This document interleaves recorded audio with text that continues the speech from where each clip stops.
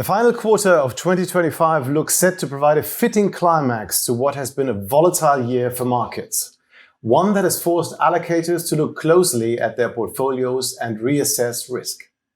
Many of the themes that have dominated the year continue to occupy investors' minds: market concentration, the dollar, central bank policy, geopolitics, to name but a few.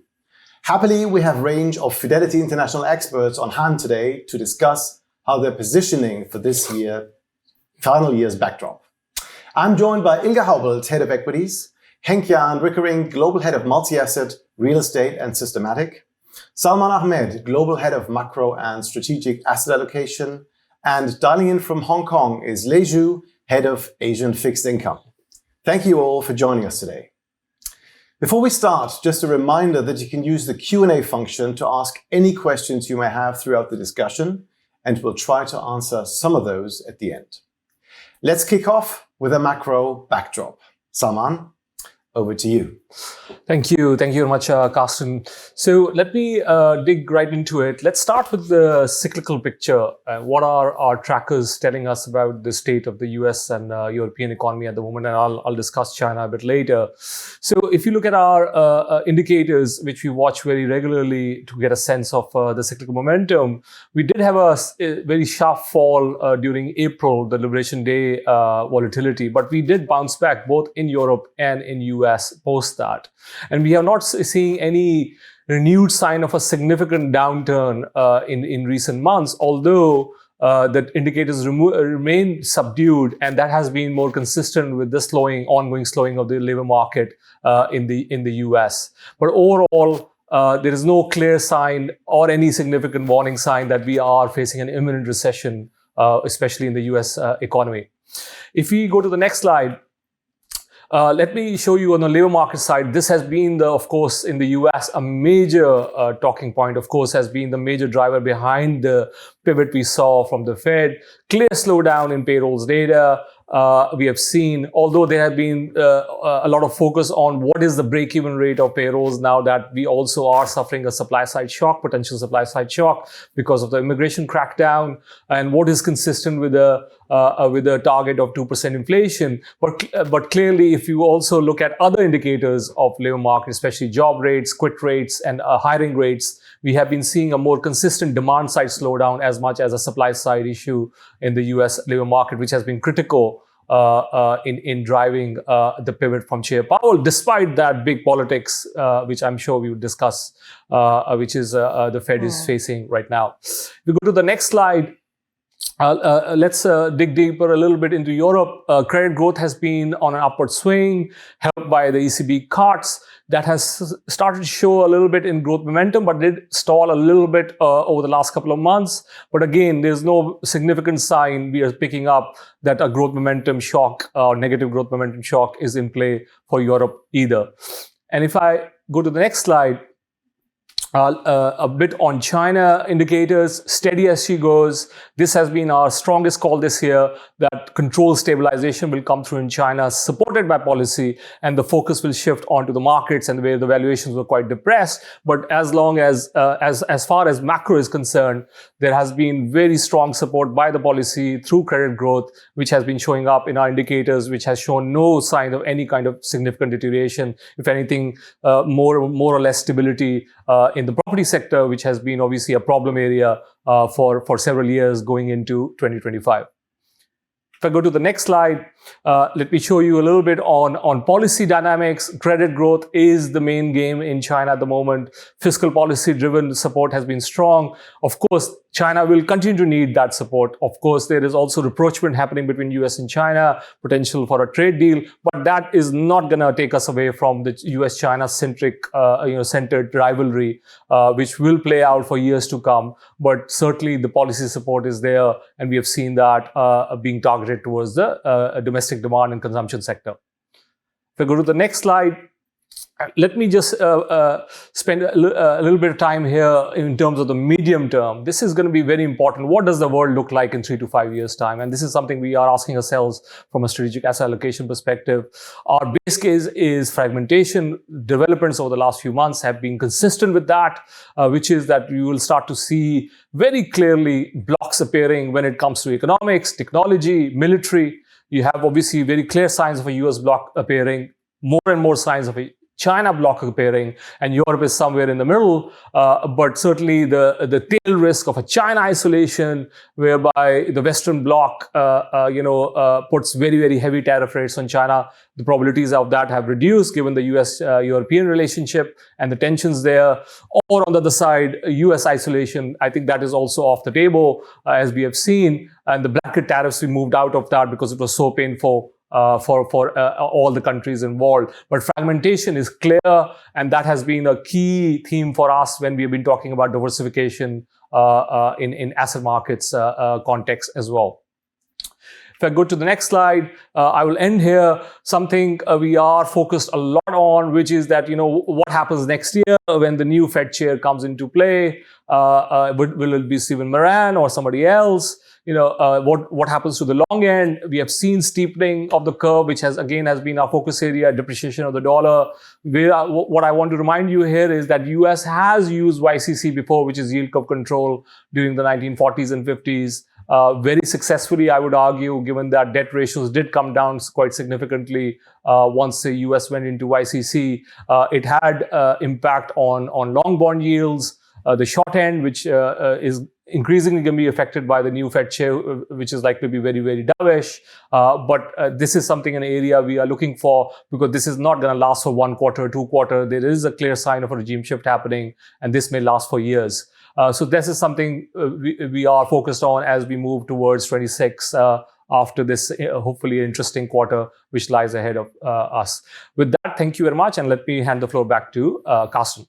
Thank you very much, Salman. And you have spoken about the Fed and Fed independence already. Now, has anything changed lately with Stephen Moran dissenting, of course, as the only one member with the current rate cut decision, and with possible new Fed chairs that they may will be announced at some point. But how do you see the independence of the Fed going forward? Is there any indication that this will be critical, and what does that change in terms of interest rate outlook, inflation outlook for the United States? I think first thing, there are 2 points I want to make. Firstly, the data, and then I'll come to the Fed independence, because obviously data is the input. Firstly, I think there are a lot of concerns growing in terms of how much trustworthy the US data is. So me and my team are already looking at a lot of alternative data, trying to sense check what is going to be reported. These are early days, but this is a direction of travel. And I think that also feeds into the broader credibility of the Fed and how it deals with its 2 mandates. Of course, as you know, Stephen Moran has been talking about very clearly about the third leg of the mandate, which is targeting the debt market. And that's why we have been talking a lot about YCC. So I think next year, May onwards especially, the question for us would be how much of Fed policy reaction function shift will be towards the labor market rather than inflation.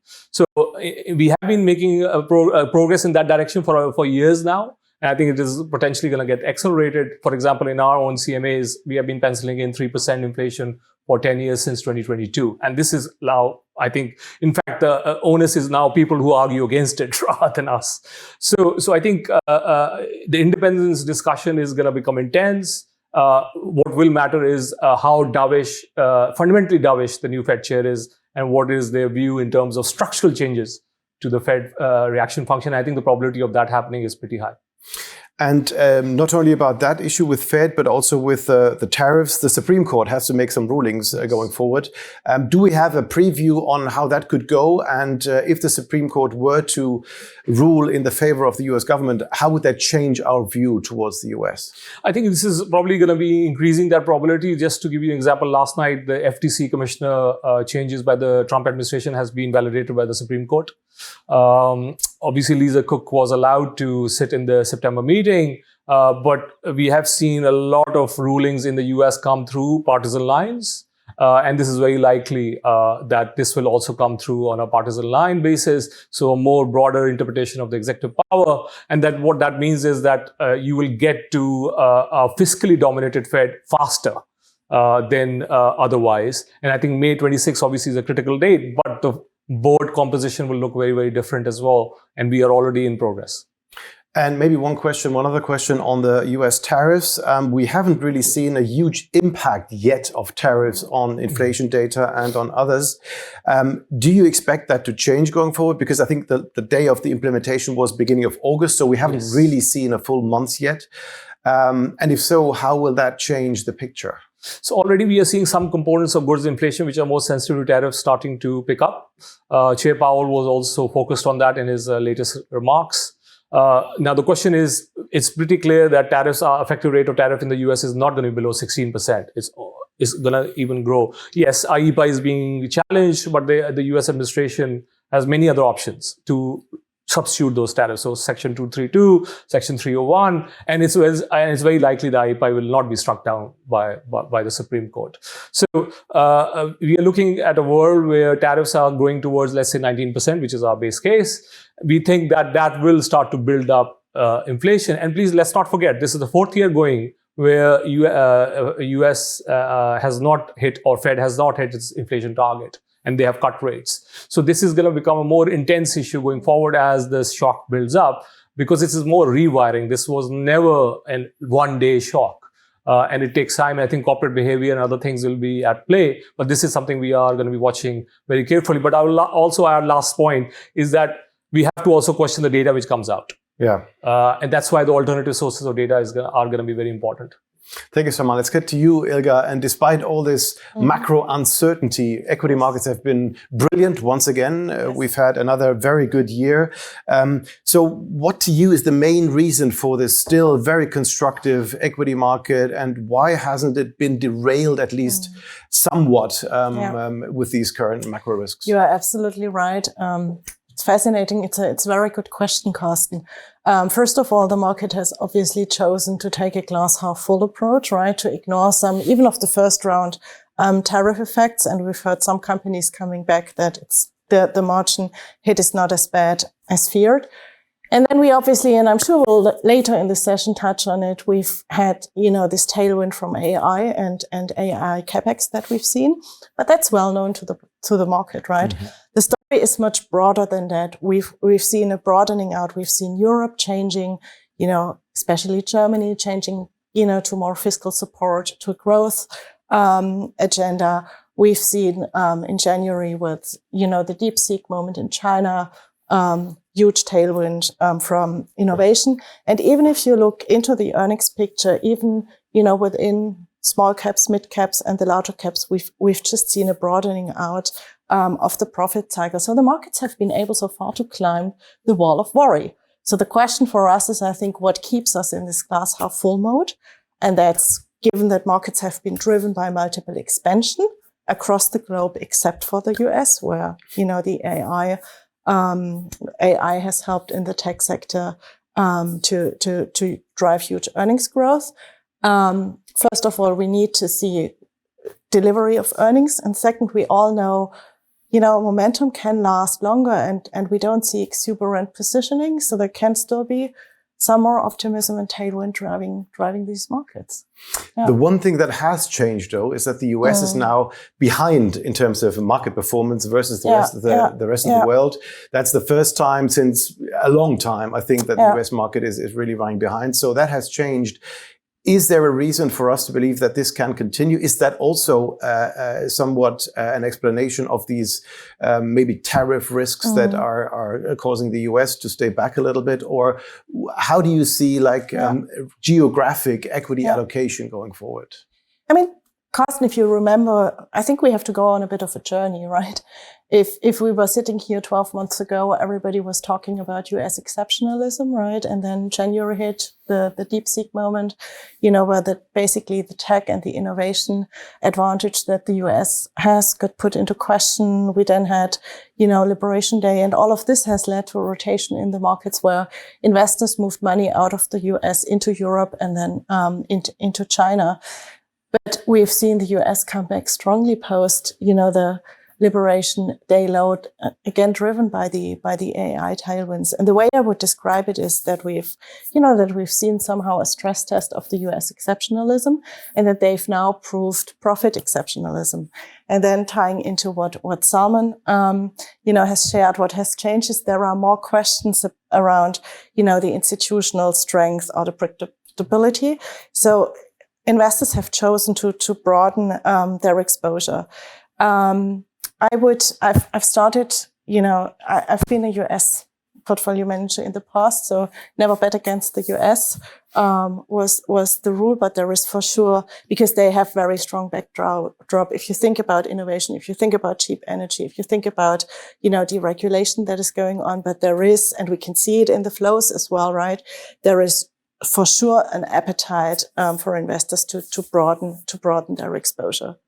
Now that you've mentioned the flows, maybe one follow-up question here is, with the changes in returns this year and also the changes in the dollar, which we will talk about going forward as well, have we seen strong reallocation flows out of the US into Europe and Asia performance-wise? Yes, but is there really a lot of flows that we've really seen? And is that a continued thing? Because like from the summer, I think Europe has been rather quiet in that regard. So what can you tell us about the equity flows? Right? I think rotation is really the flavor of the day this year, right? So we've seen the rotation, as we touched on in the first quarter, into Europe and China. And then, after the Liberation Day sell-off, we had a positioning in the US that was as low as we haven't seen since 2014 anymore. So some flows moved back into the US. But interestingly enough, in Q3, we have had a very interesting development,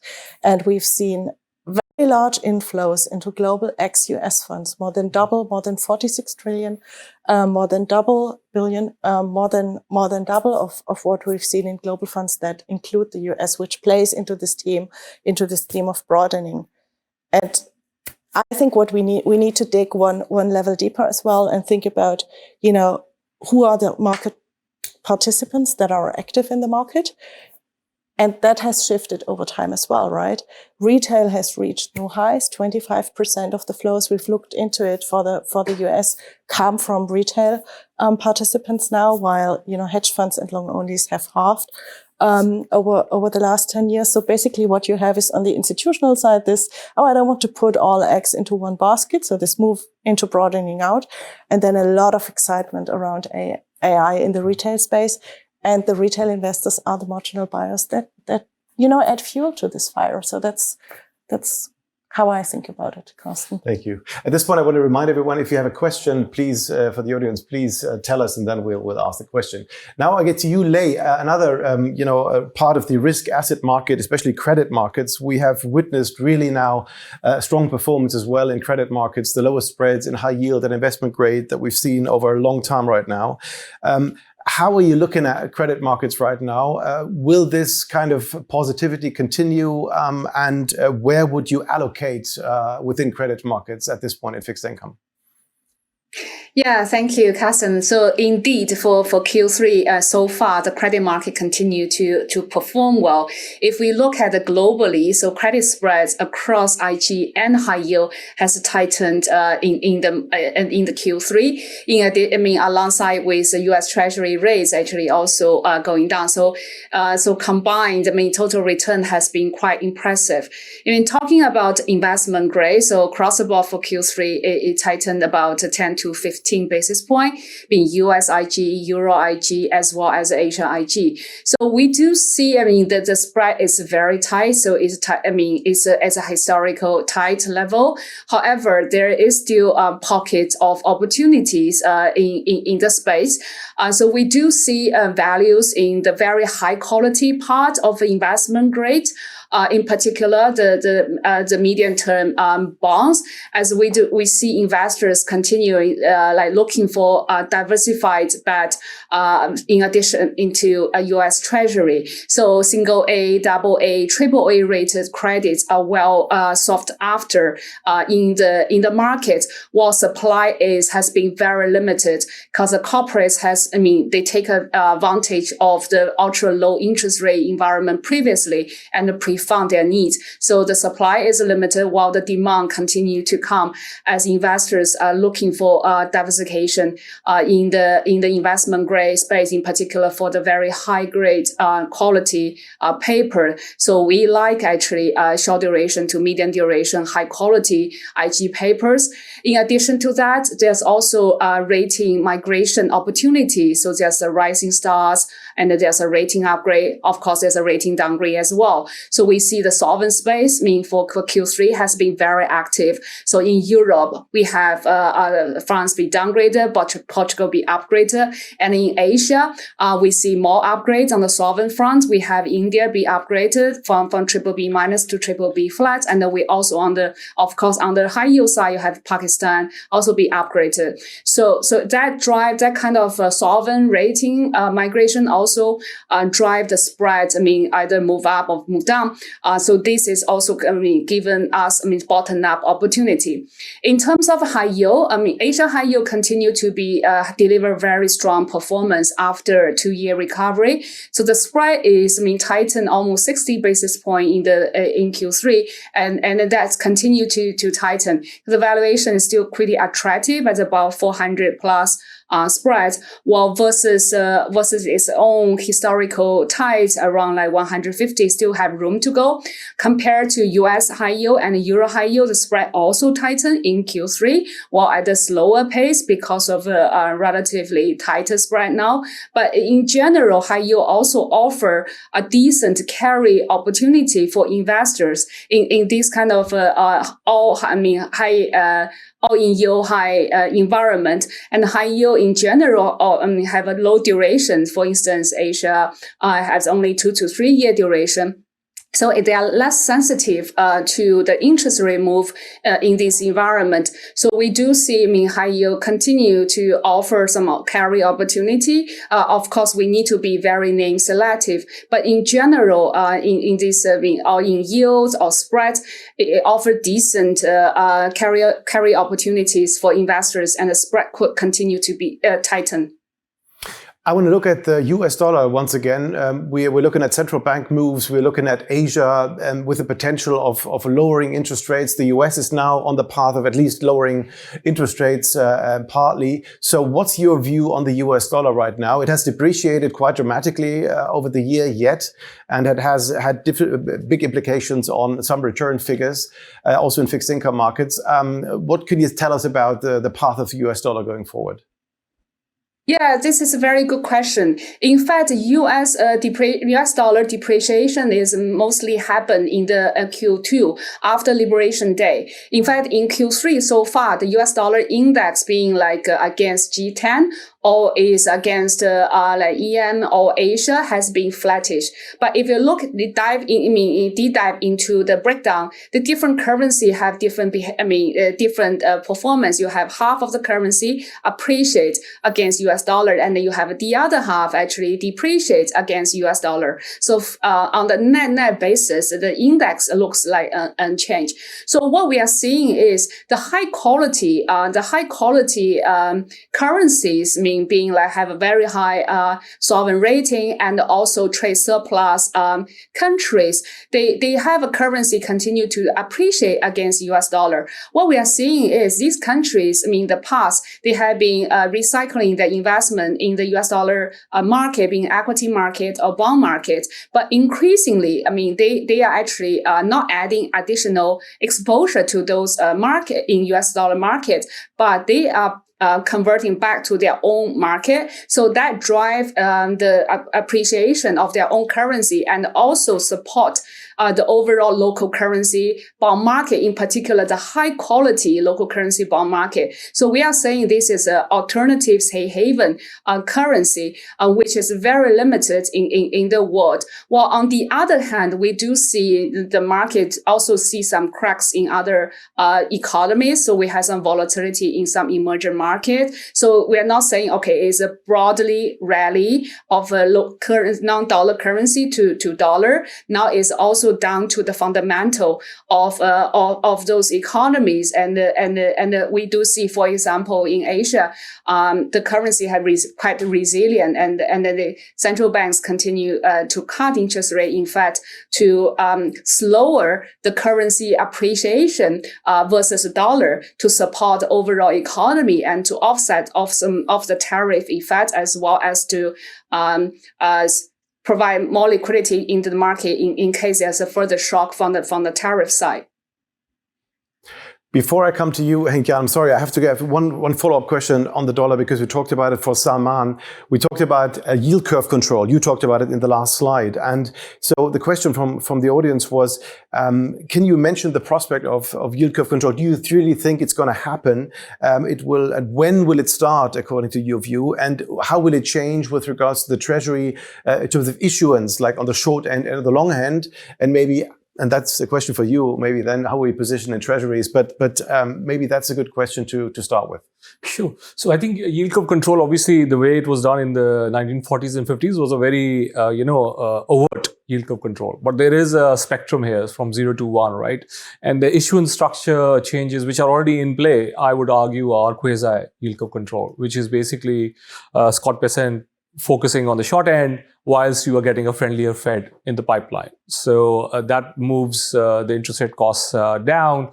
But at the same time, in terms of an overt yield curve control, I think an episodic issue in the US. So if you have a run on the long bond, long end, that may push the Fed come in the garb of financial stability, like we saw with BOE back in the day. But that may stay, so it may have staying power. So episodically, I think we have to be careful about it. But I think the trend is towards that a government which doesn't want to issue a lot on the long end, and that has implications of the dollar. So that's why we have been holding this view since March that we are likely to see a multi-year downward trend from an SAA perspective in the dollar, and that's why we have been focused a lot on strategic asset allocation and strategic hedging of dollars from a non-USD based investor basis.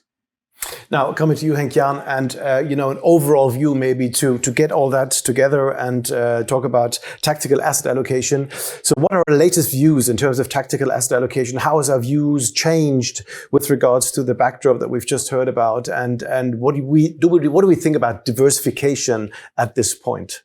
Yeah, no, great question. It's been interesting to listen to my colleagues, because these are all the issues, obviously, that the multi-asset team thinks about as well. So our multi-asset investment team has been relatively neutral on risk for the first half of the year, given both the uncertainties and we felt the balance of risks and the possibilities of tail risks. More recently, we felt the environment has changed. So we're now explicitly overweight risk. We're risk on for equities. We've remained underweight credit, and we're neutral on duration. We don't have hugely strong views there.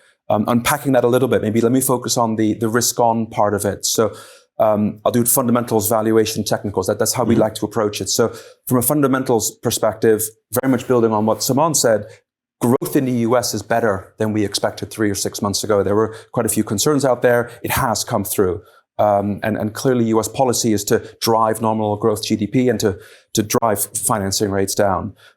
Peak inflation risk appears like it's behind us. Yes, we'll continue to get a little bit of a rise in inflation from the tariffs, but rising inflation is not too bad. Generally, is good for nominal growth, and nominal growth generally is good for equities. Central banks around the world are accommodative. I think we've had something like, someone might correct me, something like 100 central bank cuts this year. We've only got one central bank rising. So monetary policy is supportive of equities. Fiscal policy, look, we have large deficits everywhere. No huge extra impulses per se, except Europe, but that's fine. And earnings fundamentals, as we heard from Ilga, are solid, right? Q2 was a solid earnings season. Earnings revisions are positive. So there's lots of reasons to put fundamentals on a pretty good track. Moving to valuations, of course, the longer held concern that large cap equities are richly valued is still true, but earnings are resilient. And as long as earnings stay resilient, we think that's not a reason to go underweight equities. And there's certainly opportunities for re-rating outside of the US. And we have a preference for emerging market equities over developed markets. And then finally, on technicals, again, Ilga mentioned parts of that as well. Most of our models now on the technical side are risk on. The earnings seasonality headwind is behind us. Breadth is improving. We have had a little bit of an everything rally since we had this conversation a quarter ago, which is a little scary because everything's gone up. But we do think overall it's got a little bit more to run. And as I said, underweight credit, we think IG spreads are a little bit too tight, so we prefer high yield and emerging market debt. And on the government bond sides, we have a preference for EM there as well. So that's where we are overall. Last time we didn't talk about a lot about private markets, which I would love to do right now, because we're observing a difficult funding environment for private markets and other challenges that are happening right now. So what is our view on private assets and where do we see opportunities at this point to increase the diversification of an overall allocation? It's a great question. And let me maybe talk first a little bit about the environment in general, because it is quite different from the conversation we've just had on the liquid side. And then I'll talk a little bit about where our team is finding opportunities. Maybe for context to our viewers, we have a team of private asset allocators that look across all the asset classes all over the world to find the best opportunities for clients. In terms of the key themes in the marketplace, fundraising has been hard, right? And in many asset classes, private equity is a real standout. It's been hard to raise money, and where money is being raised is going to the mega fund. So mega funds is much, much more concentrated than it was before. On the flip side, deployment has become more selective. There's something like $4 trillion worth of dry powder sitting there, waiting for a bit more clarity on valuation, on rates. So there's a lot of money potentially looking for deals. That said, some of the longer term trends, Ilga mentioned AI, energy transition, digital infrastructure, I'd mention as well. The longer term trends, deal flow there is fine and activity is fine. There has been, interestingly, quite a valuation bifurcation in private assets recently. So private assets obviously have typically a lower reported volatility. But if you go underneath that, we haven't really seen the public market rebound back into private assets so much. So high quality growth assets are valued well. Cyclical or levered assets, much, much less so. And I think we all know as well that there have been liquidity constraints, right? Exits are hard, IPOs are hard. So that creates secondaries, continuity funds, etc. So what's the opposite here? Where are we seeing opportunities? I'd start with private credit. It remains attractive. Parts of direct lending in the US are becoming commoditized. You have to be very specific where you go, but that remains attractive. Secondaries are booming, but GPs and LPs are both actively looking at this space, but you've got to make sure you pick high quality assets. There are some out there that are liquid because GPs want liquidity. In private equity, it's really important to be selective, especially in the large cap space. We have a preference right now for more buy and build in the mid-cap space. And in Europe in particular, there's some very good special situations out there where there's companies in trouble, maybe struggling with refinancing. You can pick up some good valuations. So maybe in summary, the easy 10 or 20 years of everything in private assets going up is behind us. It's harder. You've got to be more selective in which sub-asset class to choose, and you've got to be very selective on which managers or which assets you invest in. You mentioned European mid-caps. Now I want to come back to you, Ilga, because that is obviously something digging deeper a little bit into the big small cap area. In the US, large caps have been the one and only thing. Mid and small caps have not been running well. Valuation differentials are big. In Europe and Asia, we've seen different tilts, more towards the mid and small cap end, and people are asking, is this the time now to build up this part of the portfolio? So how do we see the big and small cap kind of development going forward? Who's benefiting in what regions, and how are we positioned there? I think, Carsten, let's start at understanding where, what is driving these differences, because that gives us an idea, going forward and where we might find attractive opportunities. As you mentioned, a lot in the, I would split it into sector, policy driven, market structure driven reasons, and then we can look into the fundamentals. I mean, if you think about the US market structure, a lot of the large caps is tech, it's cash flow rich. The smaller caps have higher leverage. Very often we have unprofitable business models listed in the US, and this has led, to the drag and discount. A lot of the smaller mid-cap companies will have to come to refinance at the beginning of next year because the COVID finance is running out. So there are headwinds for the sector. On the tailwind side, it's not all bad. There is some, silver lining. There is a lot of potential, and we've seen deregulation starting. And the small and mid caps, saw most of the burden from regulation. And last not least, they really matter. 82% of the workforce in the US works for smaller and mid caps. So we might see some, easing of that, but people need to be really selective and watch out for the financing part. You mentioned Europe and, other regions being, more attractive in terms of small and mid caps.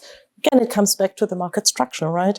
In Europe, the market is the larger caps are multinationals, it's pharma, it's luxury, we don't have that much technology, but the mid and smaller caps, they are in the sectors, that now see a lot of positive momentum from the agenda turning more into growth. You can tell from my accent, I'm from Germany, right?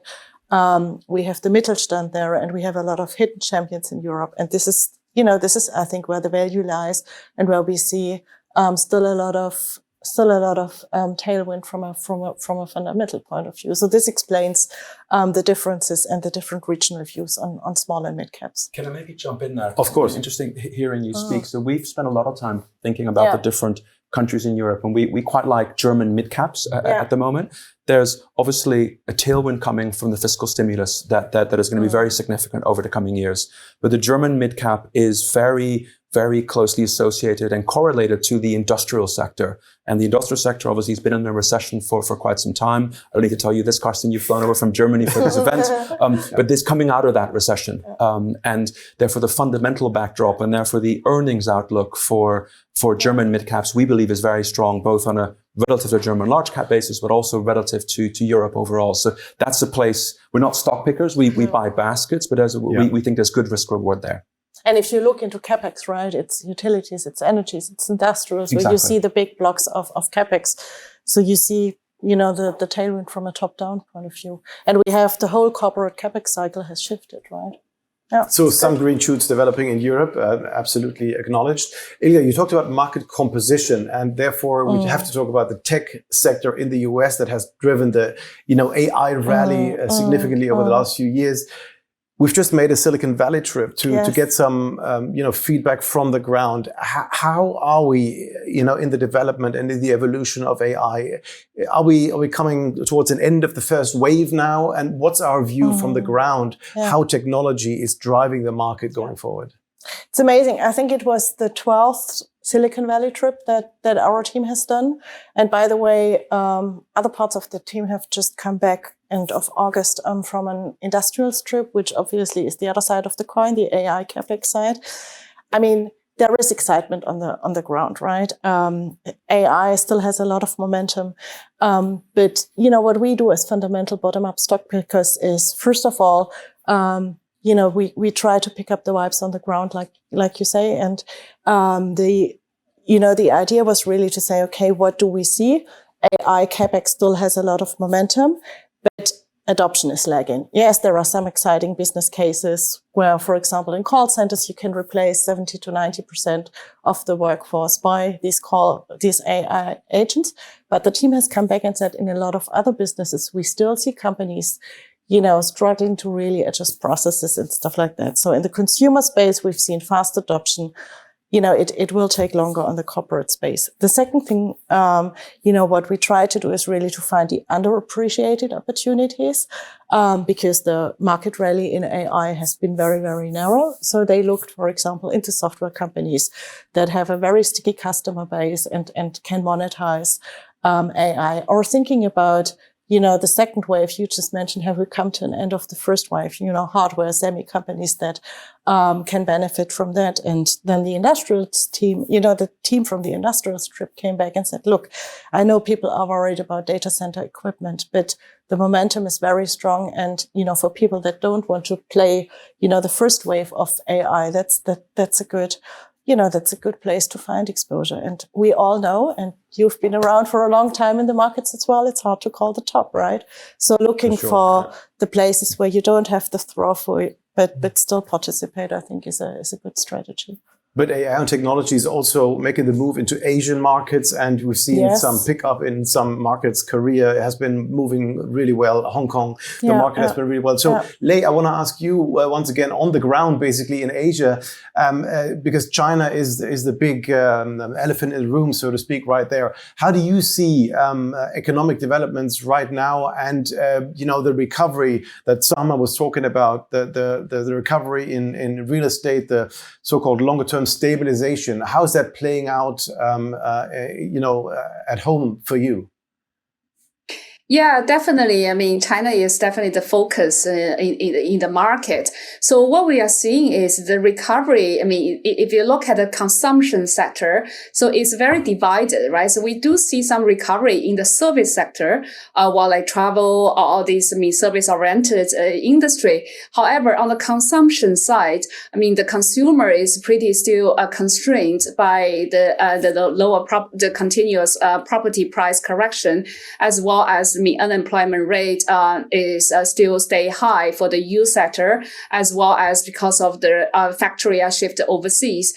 So that definitely hurt the consumption sentiment on that front.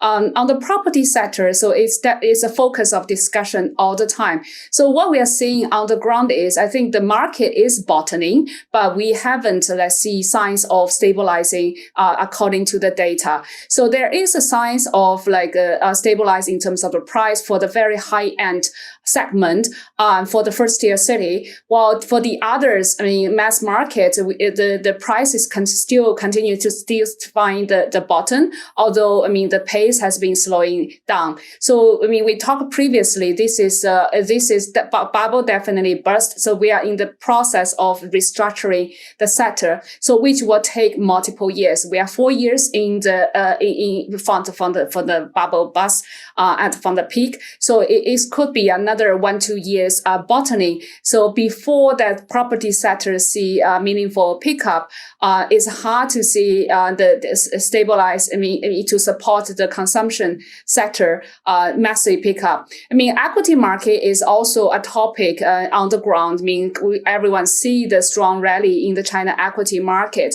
So on the ground, I mean, the feedback is probably that this time the participation from retail is still limited. So the retail, I mean, we probably still have room to go with the retail continue to come in. So if retailers are making more money from it, it will help to stabilize the consumption sector, and then it's a positive wealth effect on that.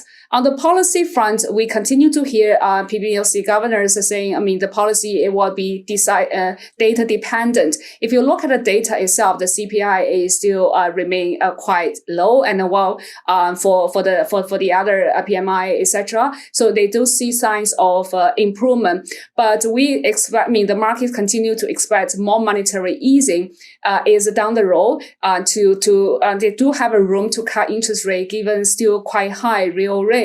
And they want to save the bullets for potential, I mean, what they see from the trade negotiation or any shock in the market. I think the central bank is standby. So that's a good sign. At least they have bullets to deploy. I mean, if there's to help to overall support the economy as well as to stabilize the property sector. I have just got a question coming in for Ilga once again about market breadth in the US. You said before, never bet against the US. But on the other hand, the market concentration is as high as ever, I think, with regards to the top 10 and top 5 stocks in the index. Do you see that as a risk, and, that let's say valuations or the breadth, that less and less stocks are supporting the market side, and that could be a risk going forward? Absolutely. And it's the third year in a row, right? Yeah. And we know there are some echoes, from other, call it bubbles or frenzies in the market. So third year in the row, really narrow leadership in the US, and that is a concern. But on the other hand, Salman talked about it, right? We've just seen the Fed easing cycle start, so we have for now a positive. We see growth slow but not collapse, right? We have a positive macro backdrop. And then we've talked about earnings broadening out, right? So this story can play out in two ways. We might, evolve from this spotlight on the couple of AI names to a broadening out in the market, which would be a healthier and balanced way of resolving the problem. And we are still not where we were in other cycles in terms of the beta rally of the stocks, and not at peak valuations. But I guess we are running out of time.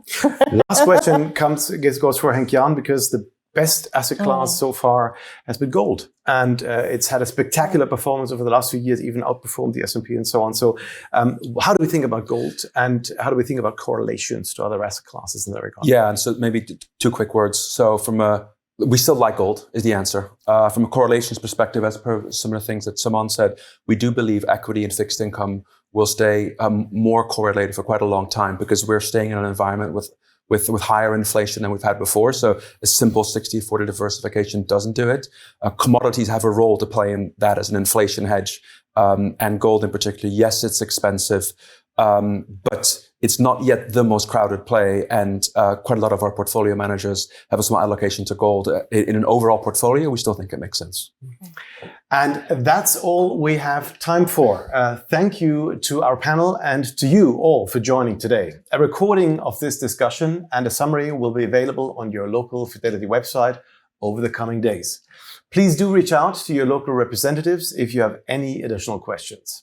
Before we go, just one final request to please fill in the short feedback form, which should pop up once the webinar ends. Your comments and feedback are hugely welcome. Thanks again for watching. From all of us at Fidelity, goodbye.